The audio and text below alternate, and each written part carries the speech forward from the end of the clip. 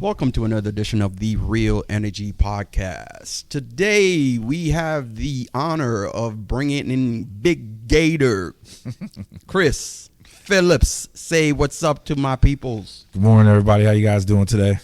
So Chris is going to be with us today because Chris is a teacher in the Fairfax County, Virginia school system. We're going to be talking about education, kind of getting into a lot of what's going on in the educational system today. I guess, let's introduce you and, bring it in and, tell us about yourself, where you got your start in education, where you went to school, et cetera, et cetera, et cetera. All right. Well, my name's Christopher Phillips. I've been teaching for 17 years. How I got into teaching is not what I went to school for. I went to college. Actually, to tell you the truth, coming out of high school, I didn't even want to go to college. I really just wanted to go into the military and travel and make money. That's all I really wanted to do. What did you go to school for? I went to school for, I have a degree in sports marketing. Okay. Want to be an agent? I wanted to, at the time, I wanted to be the CEO of Nike and rule the sports marketing world. Bang, bang. Jerry Maguire. Almost there. This was before Jerry Maguire. So, as a matter of fact, at my school, my freshman year was the first year they offered sports marketing as a major. Okay. Where'd you go to school? Virginia State University, down in Petersburg, Virginia. Right, local state and VA. I love it. I love it. I love Absolutely. it. Fourth generation of my family to graduate from there. Okay. So that's a historically black college, right? Absolutely. All right. I went there with Chris. Absolutely. Did you? You went to the same school? For my freshman and sophomore year. I went She was there. I there did for not a know little that. bit. Yeah. Me and Chris been together for a long time. So your journey, man, you went to school there. Yeah, I went to school at Virginia State University. I got my degree in sports marketing. And of course, at the time, again, it wasn't like it is now where there was tons of jobs and everything like that. I'd started when I was working in school, like during school time. On the holidays, I'd worked for the National Archives and Records Administration. So I got out of school and just started working for the National Archives and Records Administration. You were there for how long? 2 years. Okay. It was interesting. That was cool because I got to meet like a couple presidents. You're just at historical things. You're just, I had Like presidents of the United States? Yes. Okay. I had security clearance at the White House. Right. So, you just be walking around at the executive office building and, George W. Bush just popped out, and you're like, "Oh, wow. Hey, that's the president." Why didn't you stay on that path?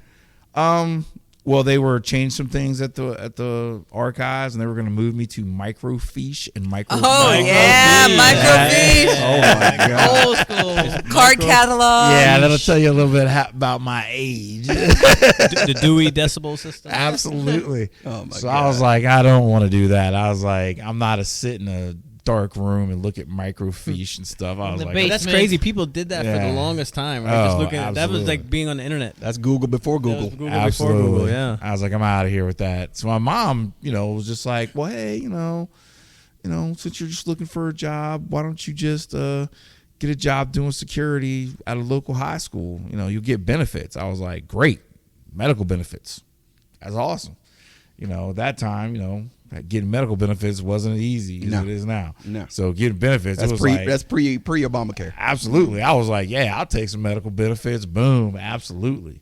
They used to link people in, like they would lure people in by the medical benefits, right? Oh, absolutely. That would be the thing, yeah. Oh, absolutely. Yeah, So, I've been self-employed for pretty much all my life, so getting medical benefits has been, man, I ain't gonna lie, I was one of those people when Obamacare came about. I was like, because being self-employed, it was expensive. Yes, it was. So from being a security guard. One day, I was walking by a teacher's class. I forget what class it was. It's either biology or something like that. And they were teaching about EKGs, ectocardiograms. So I was like, hey, when I was in college, I took a class, ectocardiograms, and I was talking to her, and she was like, would you mind coming in and talking to my class about it? And I was like, sure. She was like, kids are tired of hearing my voice. If it comes from somebody else, maybe they'll listen. I was like, oh, okay, great.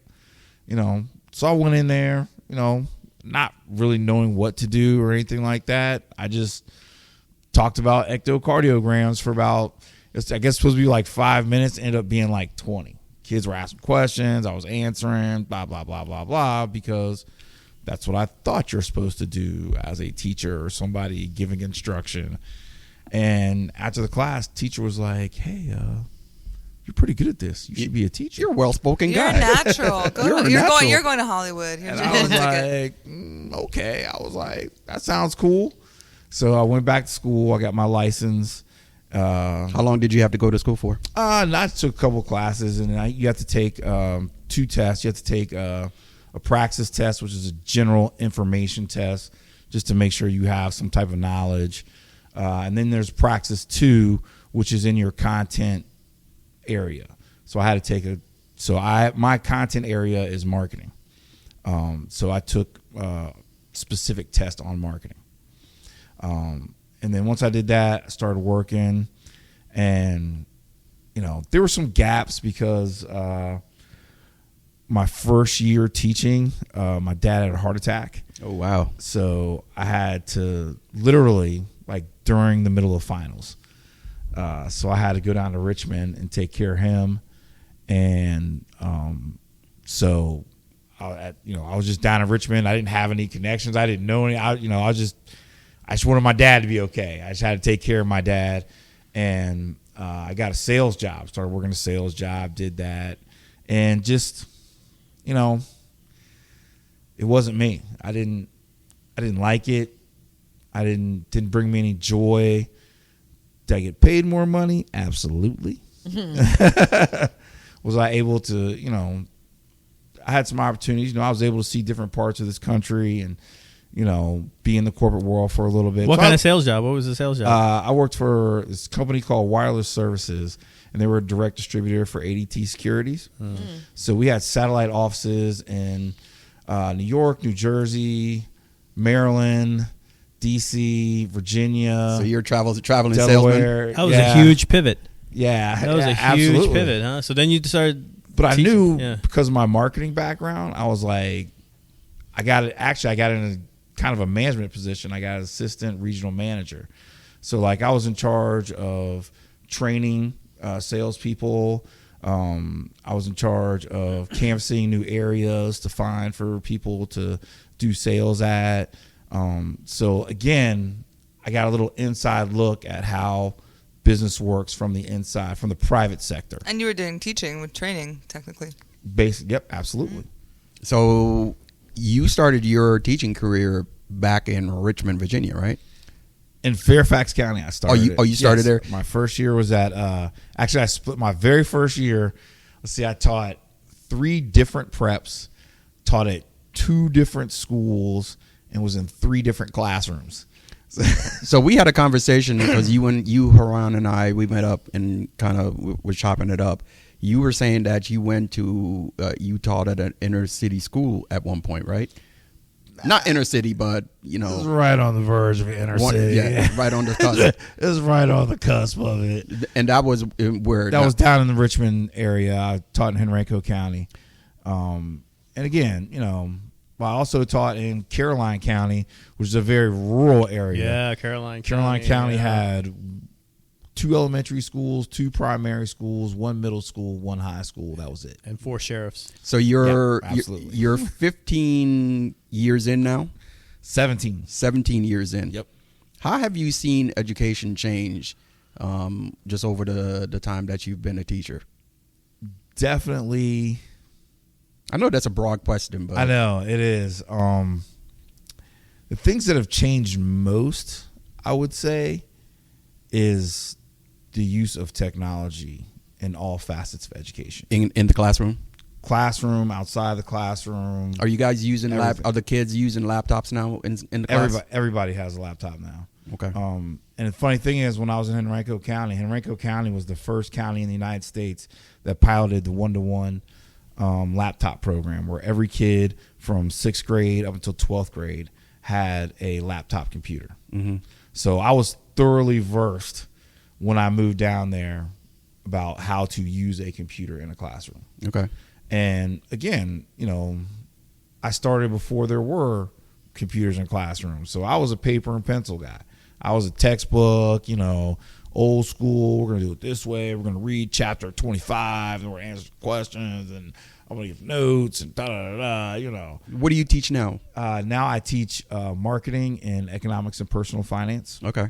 Ooh, personal finance. I'm such a fan of that for school because I took consumer math, which I think is like the most useful subject for kids, man. Like, Is that when they say they give you a budget and they're like, all right, you get $50,000 a year, and then you teach the kids on they need to go buy a car, they need to go get an apartment. Is that the same thing? That is a unit. Okay. Budgeting. We do it's basically we do a budget. We do a unit on everything like budgeting, how to buy a car, insurance. We do actually have one on insurance. credit cards. Did you teach Jahan in that class? No, I did not. So Jahan came to me one day when and he was like, "Hey, I got to take this class. Can you help me out?" And the whole thing was he had $50,000. He had a salary, and he had to go buy a car. And he was like, "You know what? I want to go buy a Mercedes Benz." I was like, "Your car payment is going to be like $1,100 a month. You have $2,000 more for the rest of the month. What are you going to do?" And and all these kids are trying to live way above their means. Absolutely. It's crazy, and that's how he started off. That sounds like a project I do in my class. Is that when okay? we go over budgeting? That sounds like a project I do in my class where the kids have a certain set amount of money and they have to try and live for 2 weeks. Yeah.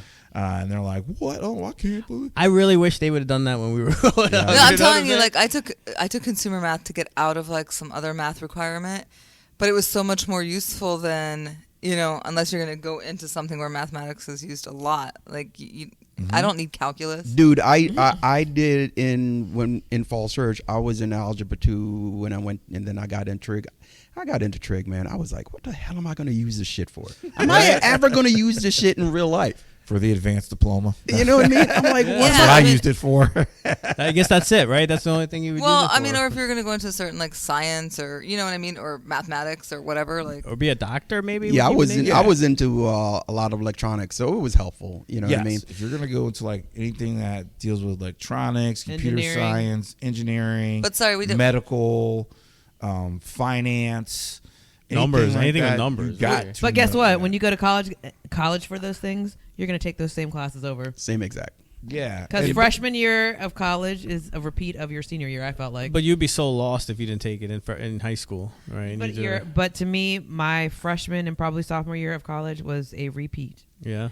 To me, Well, I think it depends on if you got. Because you don't take your specific classes generally until your sophomore, junior, and senior year. You had the bad advisors. Yeah, I was probably. yeah. I started taking like majors classes early. I was like, let me get these. But I don't think it was until your sophomore year. I think I took English. I took French again. I think it depends on your program because maybe definitely depends on your program. But anyway, we digress. Yeah, we're talking about technology. So we were talking in pre-production about funding, school funding, and I knew that funding for schools were based on taxes.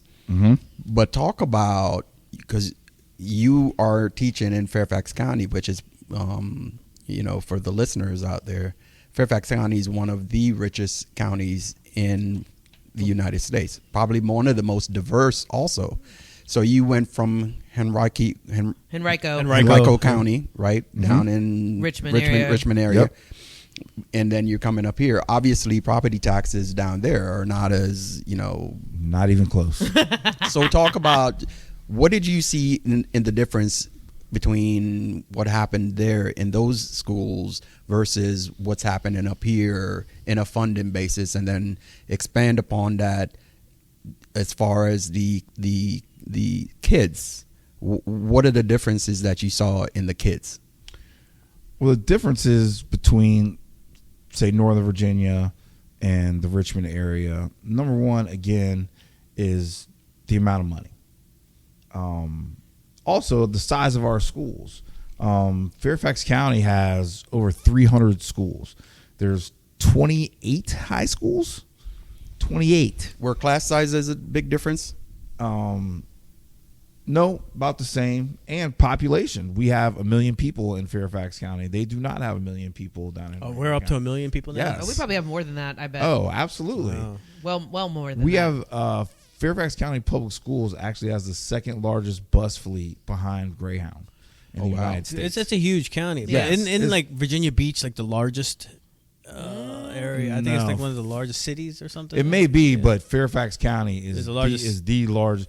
I think Fairfax County is like The stats lady. maybe number 3 in the nation as largest as the services that we give, the buses, the amount of students. Like I said, we have 28 high schools. When I tell people that, they like, what? That's Henrico that's County had 8. What How year? about Arlington? How many does Arlington Arlington? has 3. Yeah, that tells What you year were you in Henrico County? I was down in Henrico County probably like from 2003. Yeah, that's a bad comparison then, to because you're here now. That's a Yeah. bad comparison. and I left in 2014. Okay, so 2013. So you left down there around 2014. 2014, 2013. I can't. 2014, I think it was. So you're at McLean right now, right? Yes. So McLean High School, one of the richest areas of Fairfax counties, Yes. right? Absolutely. So you obviously have more kids now that are probably in the upper 5-10%. Oh, absolutely. Ish. Absolutely. And then in comparison, economic wise, yes. yeah, and then in comparison, when you were down in the Richmond area, you're probably in the bottom 50%, maybe. What do you think? 60%? At one school, yes. At another school, no. Yeah. Yeah. Yeah, I guess where I'm curious is there's a lot of discussion about funding and how the school districts are broken up, and they say where there's money there's influence, right? And you're in an area where right now you're teaching in an area that has a lot of funding. So do you see the kids are more receptive to what is being taught, or they're like, you don't know what you're talking about type deal? So the misconception is that because McLean has more money and pays more taxes, that they have more bells and whistles and more attention to stuff and all this other stuff. And that's not necessarily true, because when they make a budget up, they don't say, well, Langley gets this, McLean gets this, Falls Church gets this, Hayfield gets this. They just make It's one big budget. It's one big yes. one big pot. Yes. Is it split equally, you think? Yes. Now, where schools get advantages is from things like boosters clubs and from donations.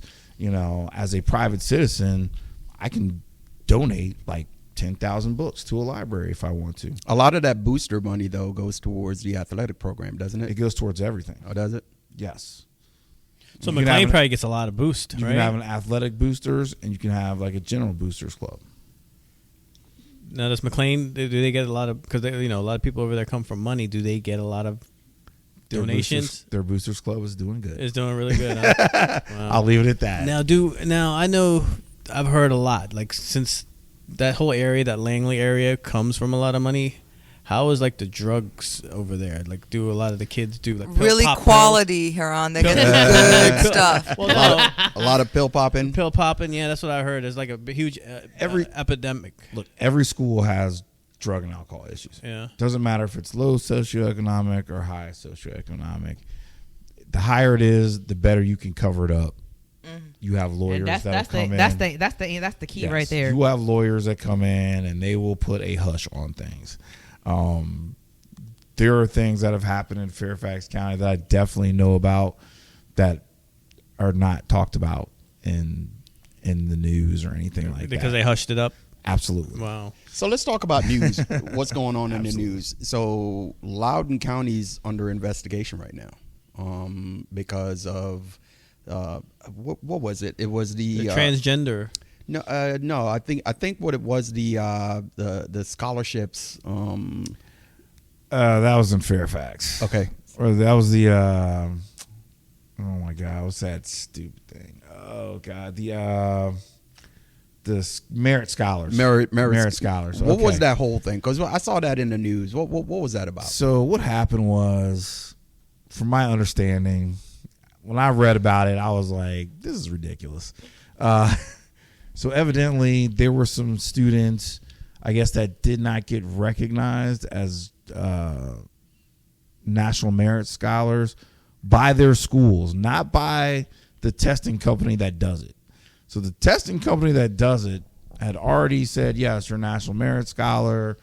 You know, if you go on and check, because every kid has an account, if you go on and check, you can check and see if you made it, and you can put that on your resume or put it on your college applications or whatever. That's what they want it for.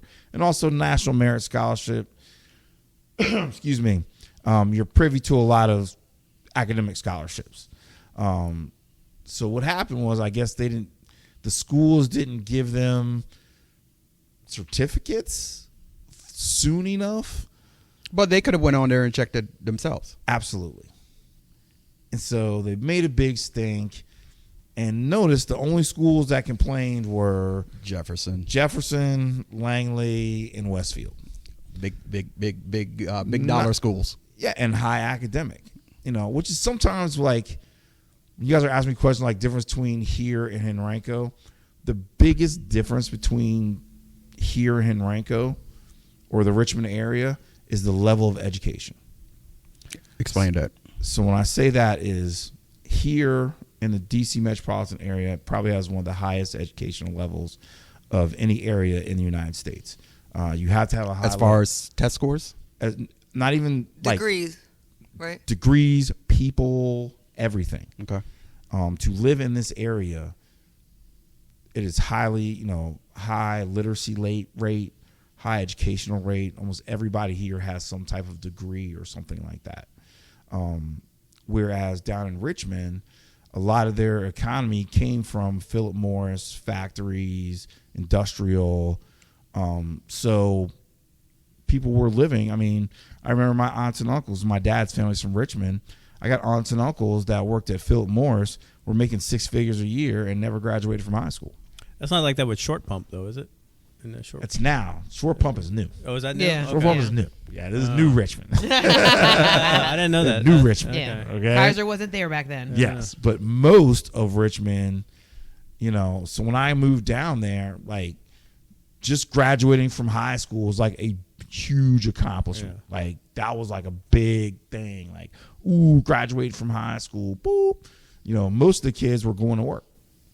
Like, they weren't going to college. And of course, there's always a section that's got more money and they're going to college and things like that. But for a large part of that area, it was Philip Morris, Tyson Chicken, what was a lot of union jobs, Reynolds. Right? Yes, Reynolds had a big plant down there, and Nabisco's got a big plant down there. DuPont has a big plant down that area. Isn't there a dairy something down there? Huh? One of my friends worked down there at a dairy something. I'm sure there are. So it's very industrial. So you don't need to have a college degree to do that. Where in this area, it's a lot of government, a lot of tech, a lot of business. And those are industries where you need to have a certain type of education. You need to have certain type of papers to do those jobs. So where education in my eyes is going, and where I see it 10, 15, 20 years, AI is taking a lot of jobs right now. You talk about a lot of jobs. You're talking about Chat GPT right now, and are you guys having an issue with Chat GPT in school right now? Some of our English teachers, I believe, are. What is that? What is that? I go back. Yeah, let's talk about what is Yeah, Chat so GPT. So Chat GPT is an AI platform that it's self-learning. It's basically Terminator, right? Really. It learns. You tell it just basic rudimentary task, and it can spit out. Like, you can say, do a formula for this, and this, and it will spit it out. You can have it like write a paper, like you can put your ideas down, resumes too, and it'll create like a whole essay for you. Yeah, absolutely. Gotcha. Yeah. So it basically it gets smarter as it's used as being used. Ah, gotcha. And actually, iRobot. Yeah, it's what's happening also right now with music industry is that there's a lot of fake artists that are coming out using Chat GPT. Like, there's a rapper out right now that's not even real. It's an AI rapper that's not even real. That's rapping and getting have likes, you heard about getting that? followed. Yeah, it's crazy. Also, There's also some girl named Chelsea that was getting all this money, and she was just an AI generated creature. Yeah. I So wouldn't doubt it. So where I see this thing going is that a lot of jobs that are current right now are gonna be taken over by AI very, very soon. Oh, absolutely. So what's gonna Including happen? teaching. Yeah, what's gonna happen is, and I see it, is that it's going to actually go back to a lot of education is going to be pushed to what it was back in the day, where the some of the jobs that are labor intensive, like electrician, welding, carpenting, Blue collar stuff workers. a lot of blue collar jobs are going to be paid more. Now they're paid a lot more, but there's a Unless shortage. they're taken over by robots. There's a shortage. There's a shortage in skilled workers in this country right now, and this is why the labor cost right now across the United States is up so much, because there's a lack of qualified skilled workers. We're not talking about a guy coming and picking peas or whatever. We're talking about skilled workers like carpentry, electrician, people like that. So there's a lot of jobs that are going to be taken over by AI. So has the curriculum, since the introduction of ChatGPT, has that changed or been tweaked any at all? No, because it's way too young. But the reason why we're losing a lot of those skill jobs you're talking about is, number one, we are out of the Industrial Revolution. And a lot of those jobs were family jobs. So, like, if you're an electrician, it's because your dad was an electrician, your uncle was an electrician, your grandfather was an electrician, everybody in your family was an electrician, and you pass that down. But now they get to a level where they pass it down, you reach a certain level of success. You say, I don't want my child to be an electrician. I want my child to go to college and get a better job and be a lawyer and be a doctor, so they don't have to crawl underneath a house. They don't have to get electrocuted. They don't have to physically come home and be physically hurt every single day. So that's more of a generational thing. Yeah, that's interesting. Of how. And that goes with funding too, because a lot of programs that are lost were, the first things that get cut are programs like a carpentry, because again, you have to get an apprenticeship, and to get an apprenticeship, you kind of got to know somebody. Like I said, unless you're really connected, it's difficult. It's difficult, even like, how can you say, like, I want to go learn to be a carpenter? Usually you learn that from your dad or your uncle. You were seeing them in the house making a chair. They don't have shop classes. So is that So I was going to say, is really. They have specific I remember auto mechanics was popular in Falls Church High School. Fairfax County. Yeah. You can have these specific things because we have the money, but you got to think about statewide or even nationwide when they cut all these. When they have charter schools and send public money to charter schools, they cut out those programs for those kids in rural areas. Like in Fairfax, we're going to be fine. Like Fairfax, Arlington, Montgomery County, they're going to be fine. There's going to be there's money. But I'm talking about like rural like Oklahoma. BF Virginia. Yeah, like Southwest They Virginia. don't have that. They don't have Virginia. shop class. They don't have auto mechanics. No, home ec. Can't afford it. None of that. Can't find the teachers. Can't afford it. Don't have the population, because the mills and all that stuff that used to be in those communities are now gone. So they don't even have like outside like stores and stuff to offer people jobs if they wanted to. Probably not. Nope. So you did a good segue. I've heard, and I haven't really dove into charter schools. Mm-hmm. What the hell is a charter school? So what a charter school is basically a private school that is funded by public money. Yeah. It's a private school that's funded by public money. Is there any charter schools in this DC area? has a lot of. Yeah, we have a lot. DC has a lot of charter schools. Oh, we went to a thing, right? You know anything about that, Patricia? So, because you live in DC. Yeah, I mean, I know that they exist. Like I see them in my neighborhoods. I live in Columbia Heights, but I don't have children, so I haven't had to think about where they go to school or whatever. But I have friends with kids, and some of them went to charter schools. What about Andrew and Chips? Isn't that a charter school? They don't have. Or that thing? That's the one that he's on the board of. The Bishop Walker School for Boys is a completely different thing. That's through what's the other boys' school that's up there with the cathedral? Gonzaga? No. Yeah, that's just strange to me. That's a whole other thing. A private That's school privately funded. that's funded by public money. So what charter schools is, and they're basically private schools. They call them choice schools. So the charter school thing came up out of the public school system's horrible. Kids aren't learning. It's a war zone. Blah blah blah blah blah blah blah. By a bunch of politicians and business people that probably have not been in school in 20 years. So that was a bunch of hyperbole, right? Yes. Okay. So what they got to happen was they allowed school systems to have charter schools where kids can get into a lottery, and then they pick the lottery, and then again they go from having classes of 30 kids in a room to having classes with 12 kids in a room, and they pick the best teachers and they take them away from especially when a lot of it came up during No Child Left Behind. So I guess it was maybe the late 80s, maybe early 90s. Again, our scores were kind of going down in math and science. So I believe it was the first President Bush, George H.W. Bush, that passed the No Child Left Behind law. And that was to say I think it was by like 2000 that all schools were going to have 100% graduation rate. But what it really did was it made it so that each state had to have a standardized test for your core classes to prove that your children are learning. And that's still the standard right today. So in Virginia, we adopted the standards of learning, the SOLs. And Did we have that when we went to high school? No. Mm-mm.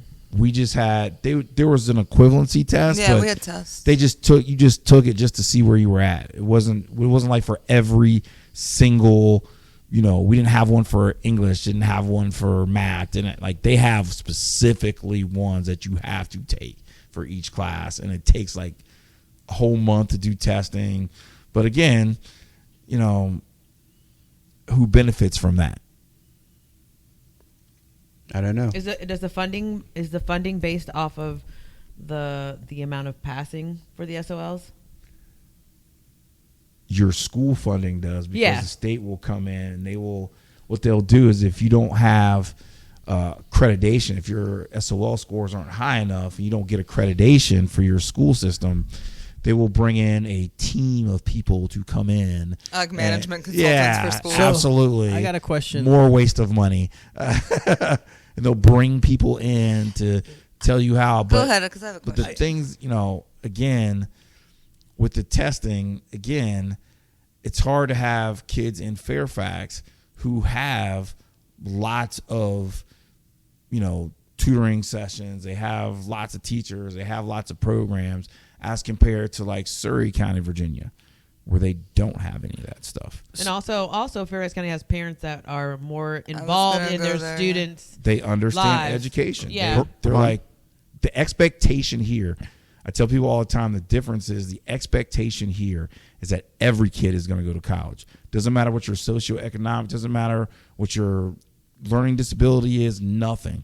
The expectation of the kids in Fairfax County is that you're going to college. You got that right. So going back to charter schools, right? So it's a school that is funded by the public. Yes. How does a kid get in there? Lottery. A lottery. It's a lottery. You sign Yes. up for it and they spin the wheel. So do you have to take a test and get in there? Do you get qualified No. after you get the lottery? So you No. just automatically go in there to get a No, lottery? you fill out an application Application. and they spin the wheel Yep. and And say, that's it. let's see who's going to get in here this time. And they pull the and balls hopefully out. your name will get called for this it's like a deadline. Yep. And it's like just like getting into college where they have all these applications. They'll say, hey, this one, maybe, yes, no. But you don't have to pay, like as a parent, you don't have to No. pay once you get in there. No, Okay. All right, you don't have to gotcha. pay for Okay. a charter school. All right. I wonder if DC has, because there are no charter schools in Virginia, right? No. I don't think so. Yes, is it? there are charter Is it? schools in Virginia. Yeah, I was about to ask. Yeah, what is charter? When I said, But again, in places like Fairfax County, you don't need and you don't need it because the education you're going to get in Fairfax County is just as good as a private. What's a school. charter school in Fairfax County? I don't think we have any in Fairfax No, County. okay. In the state of Virginia, there are some. Gotcha. I'm gonna Google it. But that's probably in the lower economic lower area. economic areas, absolutely. So let's talk about. Oh, sorry, you had a question. Well, now I have two, but the first one was going to be: so you're not pro charter schools? It sounds like. No, I am not. And no, that's fine. I just want to understand. I have no skin in the game about it. I'm just curious what you think, because they're taking money away from public funding, right? Absolutely. Because their whole argument is, whenever I talk to somebody at charter schools, and the pro charter school people say, well, I want my child to be able to have these programs, and they don't offer them at the public schools. And my rebuttal to that is, well, if we didn't have to pay for charter schools, that money could go to the public schools, and we could have those programs. So, how do you feel about private school, like true private schools? That's their own jam, and you don't care. That's their own thing. Yeah. I've worked at a private school before. Yeah, that's why when you said It's private. it's a private school funded by public money, those two things don't jive. It's like Yeah, it's like so a it's faux like- private school, right? It's like. Yeah. You know, those two Yeah. things don't. So there's What There are 7 public charter schools in Virginia. There's Community Lab in Albemarle County. There is Way Middleburg out. Community Charter in Loudoun, York River in York County, Patrick Henry School of Science in Richmond. But There is Green Run Collegiate in Virginia Beach, Richmond Career Education and Employment Academy in Richmond, and Hillsborough Charter in Loudon. Loudon for the has 2. win. Yeah. And Loudon- Tanya, while you're on there and while we were talking, I would love to see if there are any stats about how those schools are doing in the what is it? SOLs? Yes, standards see. learning. So I would love to see how those schools are doing. If there's any stats of how those schools are doing in comparison to the other schools in that area, you know, that would be an good interesting. stat. Yeah, Yeah, it would be interesting interesting to see if that stat is If it's available. working, if the charter schools are if working, if, right? if it's even working. Yeah. So let's talk about a common misconception, or maybe not a misconception, that you can probably clear up. The thought is that teachers don't get paid enough for what they do. Talk about that. That is absolutely true. For what we have to do on a daily basis, we are definitely not paid enough. But the problem with that is teaching is a job you have to do because you love teaching and you love helping other people. You can't do it for Do it for the money. You can't do it for the money. If you're doing it for the money, you're either going to be in administration or you're going to be out of teaching.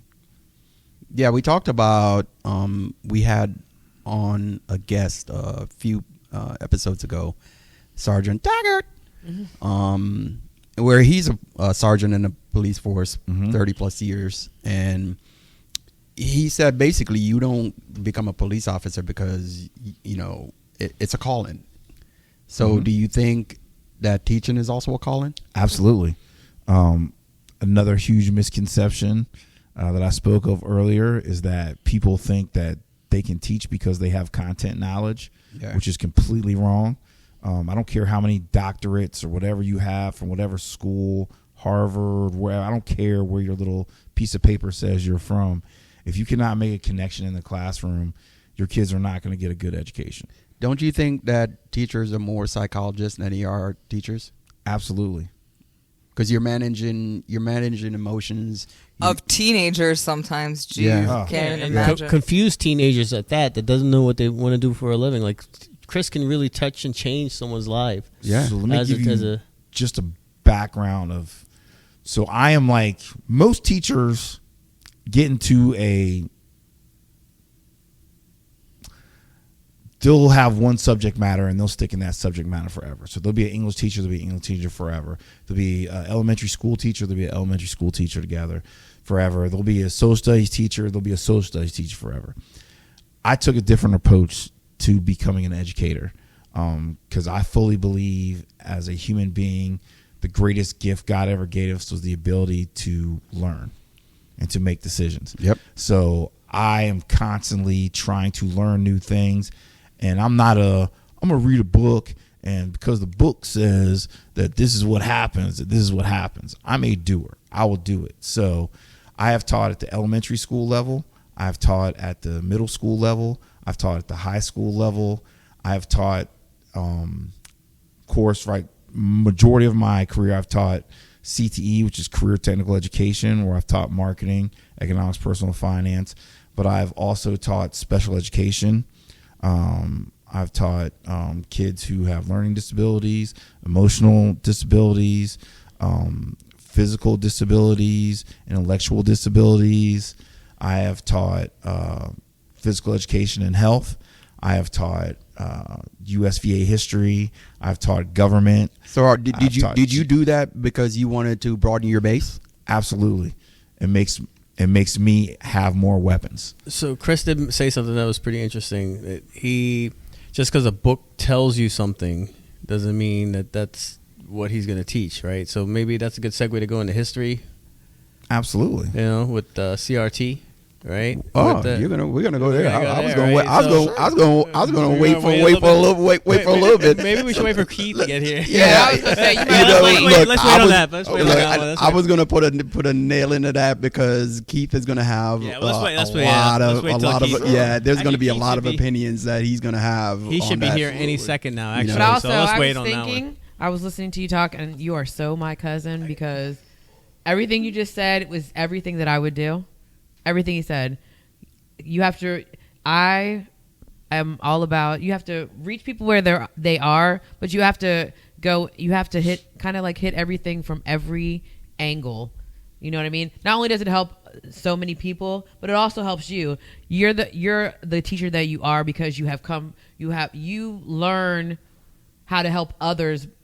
You know, like you said, you taught special needs kids, and obviously that's very different from teaching a standard student. Yes, but completely different. Whatever you learn from those kids help you teach that standard student, and whatever you learn from those standard students help you teach those special ed kids, and whatever you learned in marketing, whatever you taught those kids, and what they taught you help you teach what's the other thing, economics or whatever else. It all correlates. Yeah, it all correlates, and it's all like. It's just a continuous circle of learning, and I love everything you just said. I just had to say that. I had to go ahead.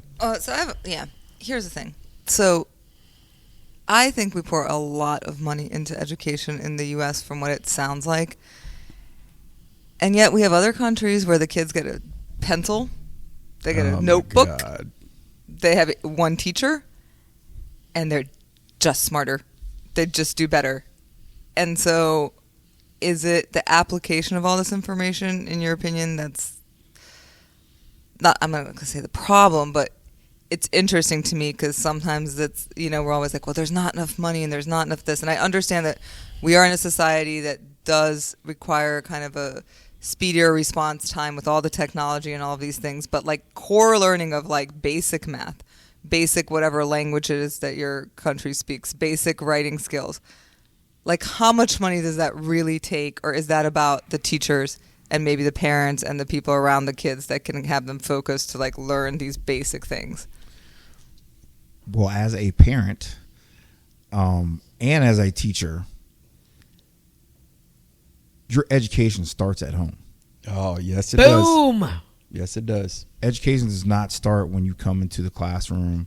Education. It's a huge burden for teachers to have to do all that. Absolutely. I have stories of just the traumatic things that kids go through. People still think that kids are coming into school, sitting at their desk going, "Good morning, Mr. Phillips," and putting, an apple on a teacher's desk. That's gone. Gone. That is gone. Okay. One of the things I tell new teachers, in my mentoring of new teachers, I always tell them, because you're gonna have bad days. You're never gonna have every day. They paint this picture again. Like I said, like kids are gonna float in and be like, "Good morning, Miss Johnson." Give us an example of a bad day. Oh, God. Give it some kind of anecdote about a bad day for a teacher. I'm just curious. And it could be from anything. And again, teaching all three different levels is different things. If I'm an elementary school teacher, I mean, literally some kid could crap his pants in the middle of the class, and you're like, oh wow, what's going on? And that's a bad day when you got to clean up poop all day. Or or one kid gets sick and the whole class gets sick, and they're all like, Miss Johnson, and they're throwing up on you. That's a bad day. You're just like, geez. Middle school, you got middle school kids that are going through hormones. You got one kid who's got a full beard sitting next to a kid who looks like he should be in footy pajamas. next to the one girl who looks like Dolly Parton, sitting next to the one girl who looks like a flat piece of paper, and they're all got their emotions going on. They still need their parents, but they're looking for freedom.